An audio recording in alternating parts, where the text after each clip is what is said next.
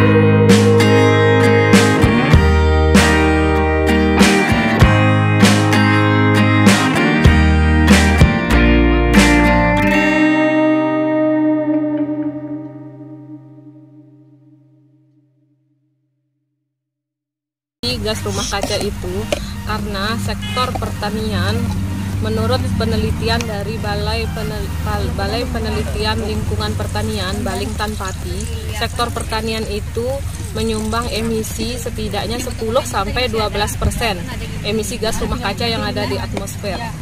Hal itu diperoleh karena aktivitas di lahan pertanian. Jadi emisi gas rumah kaca yang dihasilkan dari lahan pertanian itu ada 3. Pertama itu adalah gas metan CH4. Itu diperoleh karena adanya penggenangan pengairan penggenangan yang terus-menerus. Jadi penggenangan lahan yang terus-menerus itu akan mengemisikan metana lebih besar ke atmosfer daripada pengairan yang berselang, intermiten, pengairan basah kering. Kemudian ada yang kedua, gasnya N2O. Itu diperoleh karena pemupukan yang tidak berimbang, pemupukan N yang berlebihan, itu gas N2O. Kemudian ada CO2. Kalau CO2 itu karena dari jerami misalnya yang dibakar. Jadi kalau di konsep CSA itu jerami itu tidak boleh dibakar. Jadi dikembalikan ke tanah, tapi harus diolah dulu, dilapukkan menggunakan dekomposer. Sebagai pupuk organik. Sebagai pupuk.